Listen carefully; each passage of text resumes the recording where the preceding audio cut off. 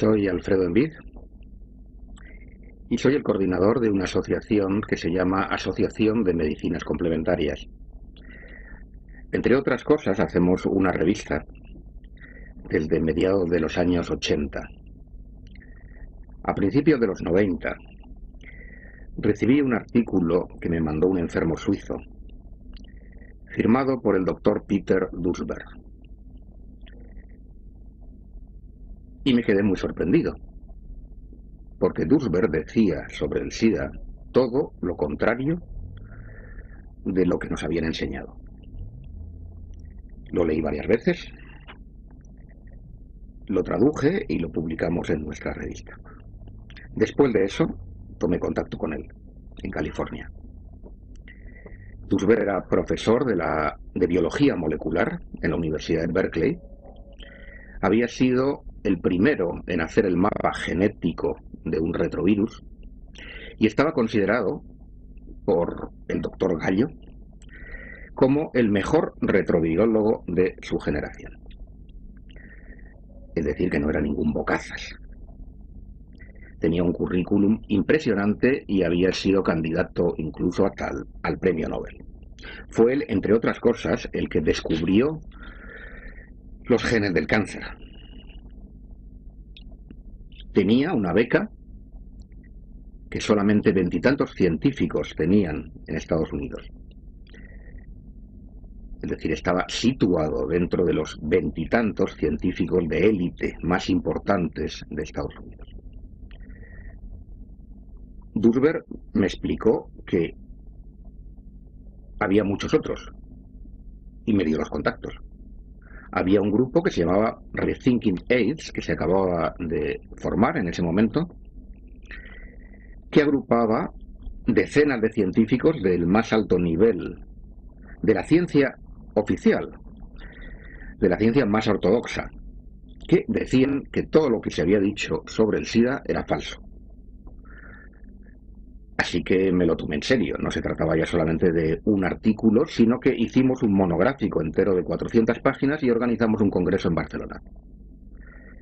Ese congreso, que tuvo lugar en el 93, si no me equivoco, vino Duesberg, vino Harvey Bialy, que era entonces el director científico de la revista Biotechnology, una de las más importantes revistas de biotecnología profesional del mundo. Vino Alfred Hassin, que era un hombre ya retirado, inmunólogo, y además con otras dos especialidades médicas, profesor emérito de inmunología y muchos otros. Para mí quedó claro que tenían razón. Además de estos, me sorprendió también mucho que hubiera 3 premios Nobel. Y me sorprendió mucho de que no nos hubiéramos enterado, ninguno, de que había 3 premios Nobel y decenas de científicos cuestionando la hipótesis oficial. Eso ya de por sí debe invitaros, a los que estáis viendo esto, a poner un punto de interrogación en lo que es el dogma del SIDA. Implica que hay una censura en la ciencia. De hecho, esa censura, muchos de estos científicos la han vivido. Desde que Duesberg empezó a decir esto, por ejemplo, puesto que hemos empezado a hablar de él, y se lo merece, puesto que fue el primero que tuvo el valor de enfrentarse con la ortodoxia, su beca desapareció, sus fondos de investigación desaparecieron. Le quitaron hasta la secretaria. Y sufrió las consecuencias de decir la verdad y de ser honesto.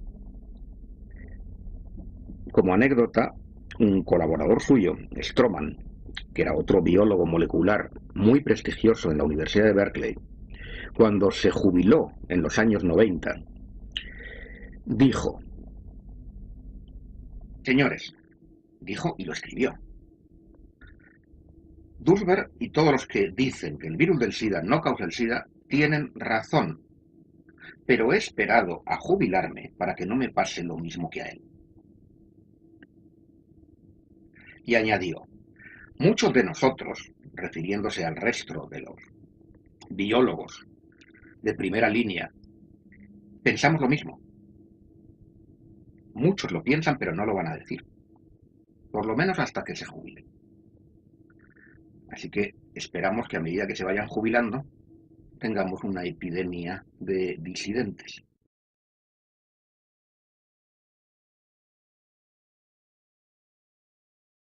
En realidad, todo el mundo piensa que esta cuestión del SIDA empezó en los años 80. A mi juicio empezó mucho antes. Empezó con el inicio de la investigación sobre los retrovirus.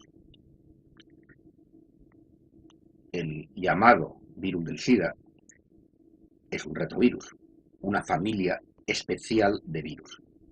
La investigación masiva sobre ese tipo de virus empezó en 1971. ¿Por qué? Porque de pronto un montón de científicos se dedican a investigar sobre una particular familia de retrovirus que hasta ahora no había recibido prácticamente ningún interés. Esa es una pregunta.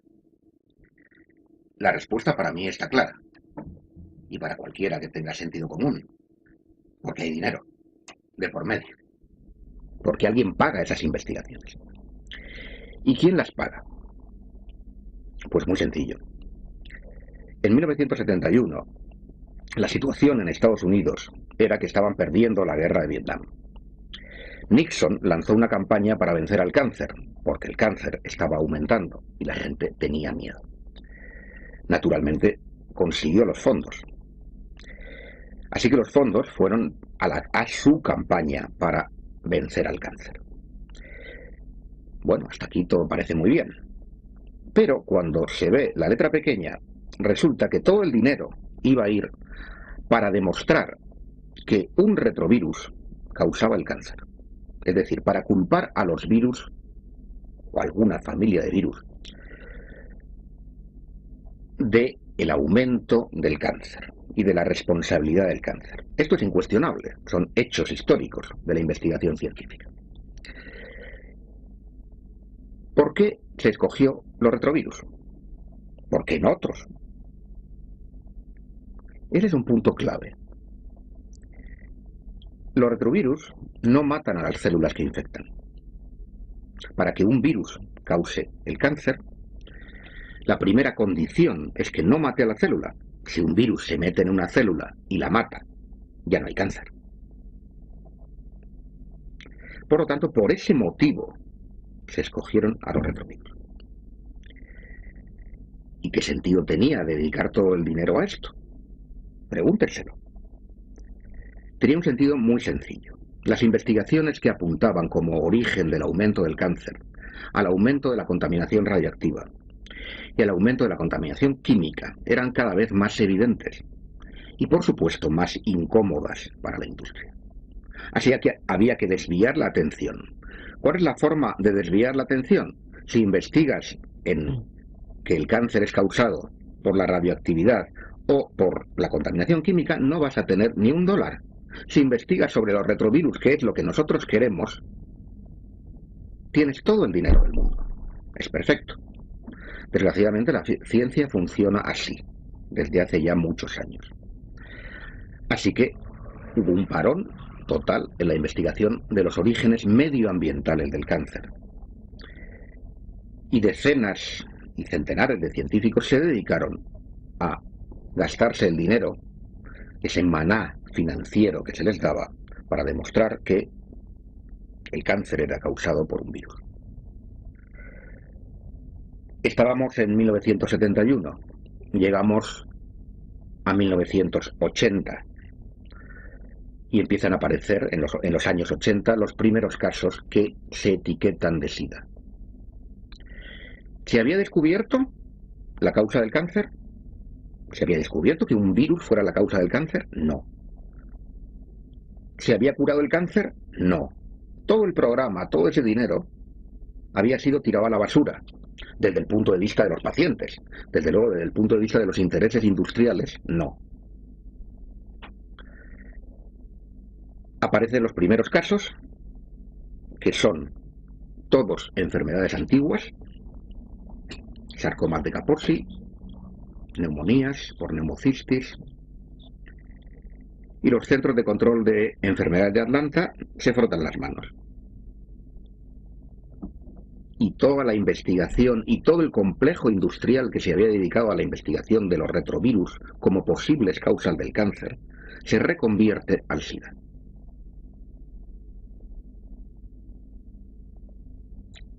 He dicho los Centros de Control de Enfermedades de Atlanta. Probablemente mucha gente no sabe qué son los Centros de Control de Enfermedades de Atlanta. Sin embargo, son unos actores importantes en todo esto y en toda cuestión sanitaria a nivel planetario. En realidad vienen desde el siglo XIX sus orígenes. Sus orígenes están en la Marina de los Estados Unidos. Los Centros de Control de Enfermedades de Atlanta deciden a nivel planetario sobre la salud mundial. La gente piensa que es la Organización Mundial de la Salud, pero es mentira. Son ellos los que deciden. Tienen en sus antecedentes el haber organizado fraudes de epidemias desde principios del siglo. En el tema del SIDA han jugado un papel crucial. Los Centros de Control de Enfermedades de Atlanta además tienen una división secreta que es el Servicio de Inteligencia de Epidemias. Es una especie de CIA médica. Es importante conocerlo. También han jugado un papel importante, especialmente en el SIDA en el tercer mundo. En África, por ejemplo, las máximas autoridades de la Organización Mundial de la Salud en 1984, en Ginebra, reconocían que no había ninguna epidemia, que no había ningún problema. Meses más tarde, había una pandemia. Otra cuestión que hay que preguntarse, ¿cómo es posible que en cuestión de meses la opinión de la Organización Mundial de la Salud cambie? La respuesta es muy sencilla. Cambiaron a los responsables. Los cambiaron por agentes de los Centros de Control de Enfermedades de Atlanta. Eso en nuestras publicaciones está dicho con nombres y apellidos, fechas, frases, etc. En África se organizó, por ejemplo, McCormick, que no solamente pertenecía a los Centros de Control de Enfermedades de Atlanta, sino también al Servicio de Inteligencia de Epidemias, a su división secreta, organizó una reunión en Bangui, en la República Centroafricana, donde convenció, díchose de otra forma, obligó a los africanos a que reconocieran un tipo de diagnóstico especial para África. Porque el SIDA no se diagnostica igual en una parte del mundo, aquí, que en otra, África, por ejemplo. Lo cual también es un poco fuera de lo habitual. Normalmente las enfermedades tienen criterios de diagnósticos que son iguales en todo el planeta, aquí no. En África puede ser negro, tener diarrea durante un mes, adelgazamiento y tos, y por definición tienes SIDA, sin ningún test. Así se construyó la pandemia. Hemos publicado en español los textos que hacen esa redefinición. Los textos de la Organización Mundial de la Salud, boletines epidemiológicos, página tal, número tal. Eso está a disposición de todo el mundo y está en nuestra web además. ¿Qué supone esto? Esto supone reconvertir las enfermedades endémicas, las enfermedades ligadas a la pobreza, tuberculosis, malaria, desnutrición, y renombrarlas como SIDA. Esto ya no es solo que unos laboratorios ganen dinerito vendiendo test y vendiendo tratamiento, test que por cierto hay que resaltar siempre que no sirven, y tratamientos que son tóxicos. Hay algo más, no solamente una cuestión de beneficios económicos, hay una política detrás más grande y eso es importante verlo. Los Centros de Control de Enfermedades de Atlanta varias veces en la historia han inventado epidemias. Un caso especialmente notorio fue el de la gripe del cerdo en 1976. Amenazaron con que una terrible epidemia se avecinaba sobre la población norteamericana y consiguieron que se vacunase a todo el mundo, concretamente a 50 millones de americanos, o casi todo el mundo. El resultado de eso fue que nunca hubo ninguna gripe del cerdo, pero sí los efectos secundarios de las vacunas. Los CDC siempre han jugado un papel importante en la definición de enfermedades. Por ejemplo, en España, donde estamos, el famoso síndrome de la colza fue decidido por los CDCs.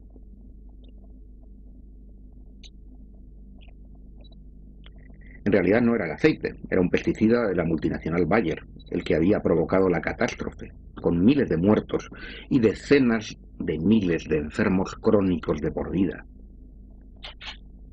Cuando llegaron los CDCs, quitaron todas las comisiones que había, que investigaban en otras líneas, que no fueran la del aceite, y decidieron que era el aceite. Y con eso nos quedamos. Es un ejemplo nacional, local, que da idea de la extensión del poder que tienen.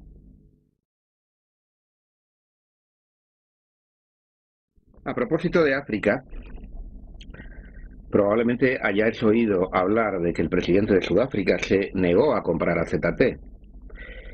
Lo que tal vez no sepáis es quién intentó vendérselo. Fue el vicepresidente de los Estados Unidos, de la época, Al Gore. Al Gore tuvo una reunión con Becky e intentó venderle rebajado el AZT que los blancos ya no querían, porque la gente no es tonta. El AZT no dejó a nadie vivo de los que lo tomaron a las dosis iniciales. Así que es muy representativo, a mi juicio, que el presidente del país más poderoso del mundo se dedique a hacer de mercachifle de las multinacionales para vender medicamentos tóxicos que los blancos ya no quieren a los negros. Afortunadamente, Becky se informó y rechazó la oferta, lo cual le trajo bastantes problemas, por cierto.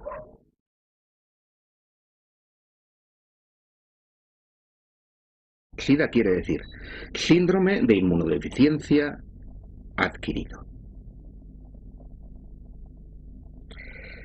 Eso es lo que quiere decir SIDA. ¿Por qué puede ser adquirido? Pues, mirad, antes de que se le atribuyera un virus, se sabía que había un síndrome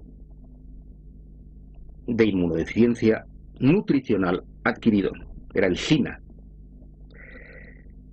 que padecían los países pobres por no tomar suficientes proteínas. Si no tomas suficientes proteínas, si además tienes infecciones constantes, entre otras cosas porque no tienes acceso al agua limpia, tienes un síndrome de inmunodeficiencia adquirido. Toda la gente que tomó AZT en la primera época tuvo un síndrome de inmunodeficiencia adquirido por tomar una droga tóxica e inmunosupresora a dosis altas, que era el AZT, que se había rechazado incluso para el tratamiento del cáncer, porque era demasiado tóxica, con cuentagotas. Pero a los enfermos de SIDA o a los seropositivos de la época se les podía dar con el grifo abierto. Ahí tienes otro síndrome de inmunodeficiencia adquirida. En Chernobyl se habla del SIDA de Chernobyl. La contaminación radiactiva produce inmunodeficiencia, entre otras cosas, no solo cánceres. Los soldados que volvieron de Vietnam, que habían sido contaminados con el agente naranja, y los propios vietnamitas tuvieron inmunodeficiencias, porque las dioxinas que contenía el agente naranja producen inmunodeficiencia. Todos esos son síndromes de inmunodeficiencias adquiridas. El SIDA ha existido siempre. Los heroinómanos, los cocainómanos, que toman drogas duras, y no solo inyectadas, sino también inhaladas, tienen y han tenido siempre síndromes de inmunodeficiencia. Si tú tomas mezclas de drogas, no duermes, no comes bien, tu sistema inmunitario acabará claudicando, tarde o temprano, y tendrás una inmunodeficiencia. Tú y yo y cualquiera. ¿Y los homosexuales? Los homosexuales es otro problema, pero está ligado con esto, porque los homosexuales que tuvieron SIDA inicialmente eran los máximos consumidores de drogas, y algunas en exclusiva, por ejemplo los poppers. Y los poppers producen sarcoma de Kaposi, que fue lo que se llamó el cáncer gay, que no aparecía en mujeres, sino exclusivamente en homosexuales que tomaban ese tipo de droga que no toma otra gente normalmente. Tienes una buena prueba que de hecho no pasó desapercibido a los científicos con sentido común. Y muchos inmediatamente se dieron cuenta de la relación que había entre los poppers y la epidemia de sarcoma de Kaposi que estaba habiendo. Pero les dijeron que por ahí no. La hipótesis de las drogas se bloqueó totalmente. En resumen, tú estás preguntando por qué unos, por qué otros. En África está claro. Es una forma de redefinir las enfermedades de la pobreza, que producen inmunodeficiencia, evidentemente. África es cada vez más pobre. Es expoliada de sus recursos, como sabemos, y eso hay que cubrirlo. Y además sobra gente, que ese es otro tema. En Occidente, las drogas legales e ilegales que producen inmunodeficiencia son responsables de la mayor parte de lo que se ha llamado SIDA. En resumen.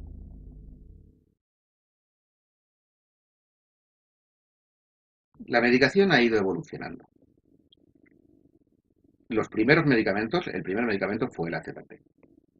El AZT era quimioterapia para el cáncer y así lo sacó el laboratorio Burroughs Wellcome, 30 años de que empezara a usarse para el SIDA. Entonces se consideró, no se le dio la autorización porque era súper tóxico. Cualquier quimioterapia para el cáncer todo el mundo sabe que es tóxica. El sistema inmunitario se va a la porra, los glóbulos rojos se van a la porra y tienes anemia, la mucosa intestinal se destruye, etcétera, etcétera. Pero este era todavía más, así que no se aceptó. Ni siquiera como se da la quimioterapia no se da en continuo. Se da a dosis fraccionadas, se hacen análisis antes de cada ciclo. Aquí no. Aquí se dio, usted tómelo ya de por vida, a dosis muy altas. Y como digo, no quedó nadie. Se cargaron a todo el mundo. La medicación que se da ahora, los antirretrovirales de ese tipo y el AZT incluso se sigue dando, pero a dosis mucho más pequeñas. Se mezclan con otros medicamentos. Pero de cualquier modo, el problema no es el tratamiento. El problema es el diagnóstico. Los primeros test que se hicieron fueron el test ELISA. El test ELISA, hay que saber que se patentó el mismo día en el que el doctor Gallo se presentó con la ministra de Sanidad ante las cámaras de televisión para decir que ya sabían qué es lo que pasaba y que era un virus el que causaba esas enfermedades. Ese mismo día descaradamente se patentó el test. El test son royalties, el dinero. El test ELISA da más de un 80% de falsos positivos. Y no lo digo yo, lo dice el New England Journal of Medicine, que es la revista más prestigiosa de medicina occidental, en un estudio hecho sobre aspirantes a la Marina de los Estados Unidos, sobre decenas de miles. Entonces decimos, bueno, habría que plantearse cómo es que seguimos pagando de nuestros bolsillos un test que da más del 80% de falsos positivos. Respuesta de los oficiales, pues porque luego, ya lo sabemos, pero luego lo confirmamos con otro, que es el Western Blot, que ese es 100% fiable. Eso es lo que os dirá Nájera, el doctor Nájera, en España, por ejemplo, lo ha dicho. Pregunta siguiente. Doctor, entonces, ¿por qué en Inglaterra está prohibido? Por no ser fiable. Los test de anticuerpos dan positivo en más de 70 circunstancias que sepamos, documentadas en la literatura científica, que van desde el haber tenido muchos embarazos hasta haber tenido hepatitis, enfermedades reumáticas como la artritis, por ejemplo, o el haber sido vacunado. Luego vinieron los test de virus. En realidad los test de virus se hicieron desde el principio, los test convencionales de virus. Pero no se hacían sistemáticamente. ¿Por qué? Porque no se hacían test de virus igual que se hacen para la hepatitis o para otras cosas. Pues muy sencillo, porque muchas veces daban negativos, aunque la gente se estuviera muriendo. Entonces, que te estuvieras muriendo de SIDA o en estados terminales y que no tuvieras el virus, era un pequeño problema. Así que dejaron de hacerlos. Incluso renombraron los casos. Los Centros de Control de Enfermedades de Atlanta, con Anthony Fauci, de los Institutos Nacionales de la Salud, establecieron un acuerdo por el cual, si tú tenías SIDA, pero en los test de virus no había virus, ya no tenías SIDA. Tenías linfocitopenia idiopática de los CD4. Esto que suena tan bonito simplemente quiere decir que no tenían ni idea de por qué los linfocitos CD4 habían bajado. Y se quitaron el problema del medio. Luego vinieron los test de carga viral. Desgraciadamente y empezaron a encontrar virus por todas partes. Desgraciadamente los test de carga viral se basan en la PCR, la reacción en cadena polimerasa. Esa técnica fue inventada por Kary Mullis. Le dieron el premio Nobel de Química por eso, en los años 90. Y Kary Mullis desde el principio dijo que su técnica no servía para contar virus. Hemos publicado artículos de Kary Mullis. En el libro hay una entrevista que le hicimos cuando vino a Madrid. Y entonces, bueno, se plantea la cuestión. Usted que me está viendo no es científico, yo tampoco, pero tenemos sentido común. ¿A quién vamos a hacer caso? ¿A Kary Mullis, que inventó la técnica, que dice que no sirve para contar virus, o a los que viven de vender la técnica? Pues mi humilde sentido común me dice que haga caso a Kary Mullis, que lo único que ha ganado con esto es ser insultado en los medios de comunicación, ser boicoteadas sus publicaciones y lo mismo que han ganado todos los disidentes del SIDA, recibir palos por todas partes, mientras que los otros se han hecho multimillonarios. Y esto no hay que perderlo de vista, siempre, ¿qué ganan unos, qué ganan otros? Siempre hay muchos motivos de desesperanza cuando te enfrentas con un monstruo como es el sistema que controla la información médica y la información pública. Sin embargo, yo os recomiendo entrar en Internet, entrar en páginas como Rethinking AIDS.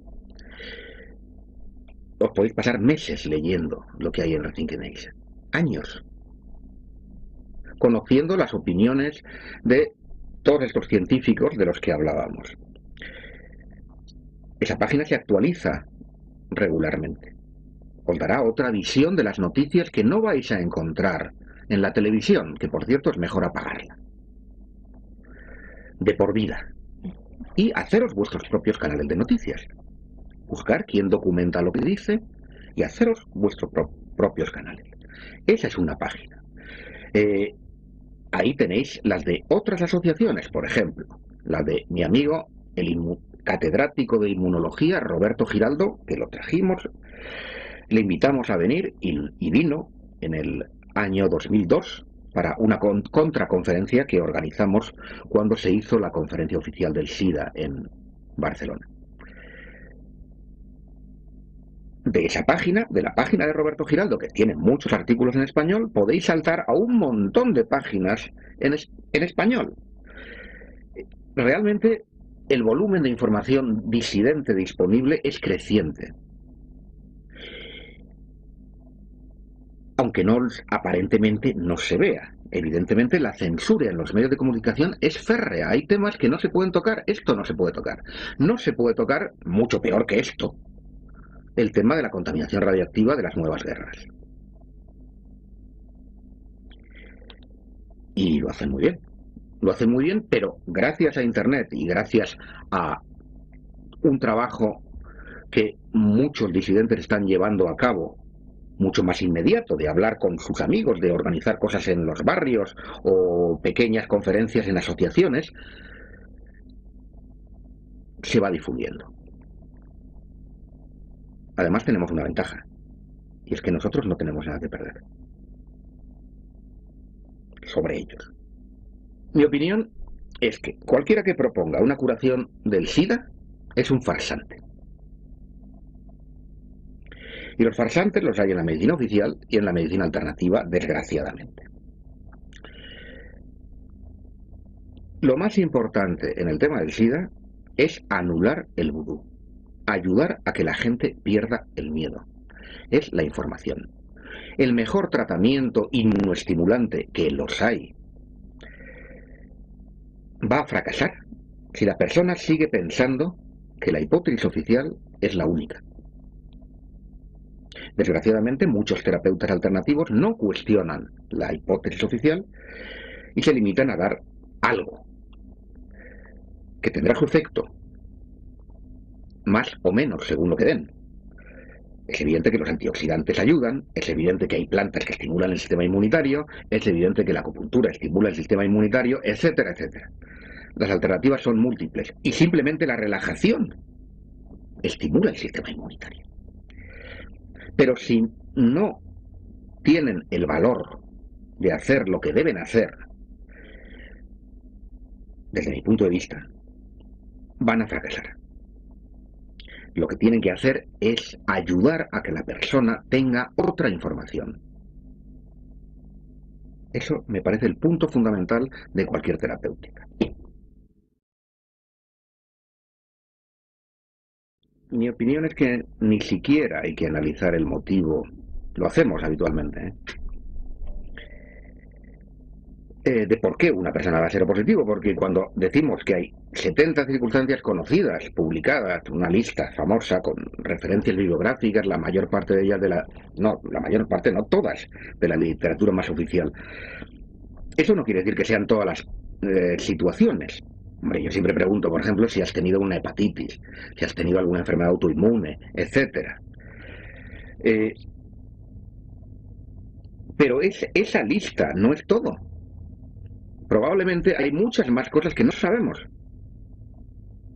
Eso no es lo importante. Lo importante no es por qué han dado seropositivo, sino que te des cuenta de que ser seropositivo no tiene nada que ver con que estés infectado con un virus asesino.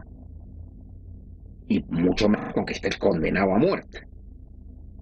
Eso es lo importante que hay que transmitirle, a mi juicio, a los seropositivos. Y que, de nuevo, es lo mismo que a los otros. Es la información. Y que ellos mismos se hagan su opinión. Yo siempre les digo, no me hagas caso a mí, ni hagas caso al médico oficial. Hazte tu propia opinión. Hay que anular el vudú. El vudú produce miedo. Está demostrado que los linfocitos T caen en picado con el simple anuncio de la seropositividad. El simple anuncio de la seropositividad ya hace que tu sistema inmunitario baje. Y de hecho, hay trabajos de Anthony Fauci de los años 70, de los que no se habla nunca, donde se demostraba que un estrés hacía descender los linfocitos T4 concretamente, que no son el sistema inmunitario, esa es otra cuestión. No os centréis en las cifras de T4. Los T4 en inglés se llaman helpers, ayudantes, por algo. No son los directores de orquesta como lo plantean panfletos oficiales financiados con el dinero de los bancos. En resumen, la información de nuevo. Anular el miedo. Ese es el tratamiento fundamental.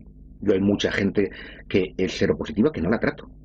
Le enseño a relajarse, le doy otra información y me pongo a su disposición para aclararle las dudas que pueda aclararle. Cuando organizamos la contraconferencia a la conferencia oficial de Barcelona en el 2002, conseguí la lista de las asociaciones que sponsorizaban la conferencia. Esto es importante, porque quien paga tiene algún interés en la conferencia oficial. Nos encontramos los habituales laboratorios farmacéuticos, muchos de ellos ligados a la industria del SIDA. Pero también nos encontramos otras instituciones que tal vez no conozcáis. Por ejemplo, nos encontramos a los Centros de Control de Enfermedades de Atlanta. Nos encontramos a los Institutos Nacionales de la Salud americanos, el NIH. Esto también es fácilmente comprensible porque han jugado un papel muy importante en la difusión de la hipótesis oficial del SIDA y tienen directos intereses. Pero luego había otras asociaciones que aparentemente no los deberían de tener. Por ejemplo, el Population Council. Por ejemplo, USAID. Por ejemplo, el IPPF, que es la Federación Internacional de Planificación Familiar. Sale de las asociaciones de eugenesia americanas. El primer Congreso Internacional de Eugenesia se celebra en 1912 en Londres, no en Berlín, Londres. El segundo en 1921 en Nueva York. El tercero, otra vez en Nueva York, y es presidido por el doctor Ernest Rudin, un nazi que fue uno de los artífices del genocidio nazi. La idea que mantienen es que hay una raza pura y hay que preservarla. De ahí sale la Oficina de Planificación Internacional Familiar y todas las asociaciones que luego se derivan, por ejemplo. Soy Alfredo Envid y soy el coordinador de una asociación que se llama Asociación de Medicinas Complementarias. Entre otras cosas, hacemos una revista desde mediados de los años 80.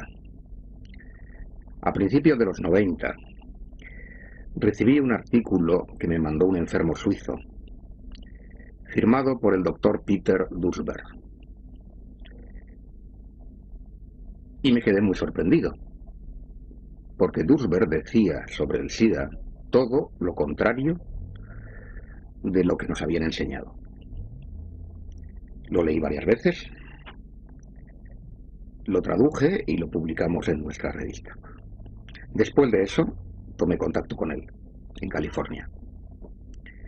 Duesberg era profesor de biología molecular en la Universidad de Berkeley.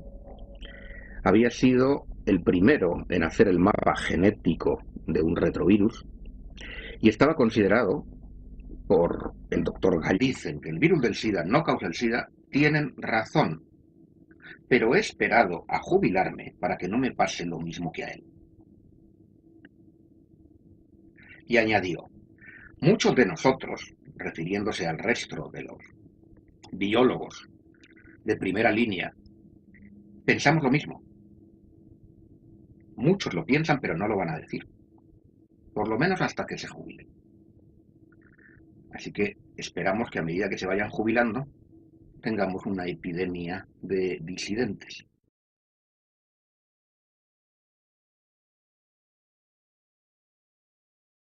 En realidad, todo el mundo piensa que esta cuestión del SIDA empezó en los años 80. A mi juicio empezó mucho antes. Empezó con el inicio de la investigación sobre los retrovirus. El llamado virus del SIDA es un retrovirus, una familia especial de virus. La investigación, así que me lo tomé en serio, no se trataba ya solamente de un artículo, sino que hicimos un monográfico entero de 400 páginas y organizamos un congreso en Barcelona. Ese congreso, que tuvo lugar en el 93, si no me equivoco, vino Duesberg, vino Harvey Bialy, que era entonces el director científico de la revista Biotechnology, una de las más importantes revistas de biotecnología profesional del mundo. Vino Alfred Hassin, que era un hombre ya retirado, inmunólogo, y además con otras 2 especialidades médicas, profesor emérito de inmunología y muchos otros. Para mí quedó claro que tenían razón. Además de estos, me sorprendió también mucho que hubiera 3 premios Nobel. Y me sorprendió mucho de que no nos hubiéramos enterado, ninguno, de que había 3 premios Nobel y decenas de científicos cuestionando la hipótesis oficial.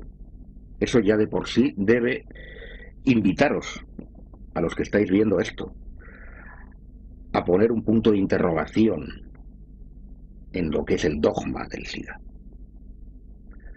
Implica que hay una censura en la ciencia. De hecho, esa censura, muchos de estos científicos la han vivido. Desde que Dursberg empezó a decir esto, por ejemplo, puesto que hemos empezado a hablar de él, y se lo merece, puesto que fue el primero que tuvo el valor de enfrentarse con la ortodoxia, su beca desapareció, sus fondos de investigación desaparecieron. Le quitaron hasta la secretaria. Y sufrió las consecuencias de decir la verdad y de ser honesto. Como anécdota, un colaborador suyo, Stroman, que era otro biólogo molecular muy prestigioso en la Universidad de Berkeley, cuando se jubiló en los años 90, dijo, señores, dijo y lo escribió, Dursberg y todos los que vio como el mejor retrobiólogo de su generación. Es decir, que no era ningún bocazas. Tenía un currículum impresionante y había sido candidato incluso hasta al premio Nobel. Fue él, entre otras cosas, el que descubrió los genes del cáncer. Tenía una beca que solamente 20 y tantos científicos tenían en Estados Unidos. Es decir, estaba situado dentro de los 20 y tantos científicos de élite más importantes de Estados Unidos. Dursberg me explicó que había muchos otros y me dio los contactos. Había un grupo que se llamaba Rethinking AIDS, que se acababa de formar en ese momento, que agrupaba decenas de científicos del más alto nivel de la ciencia oficial, de la ciencia más ortodoxa, que decían que todo lo que se había dicho sobre el SIDA era falso.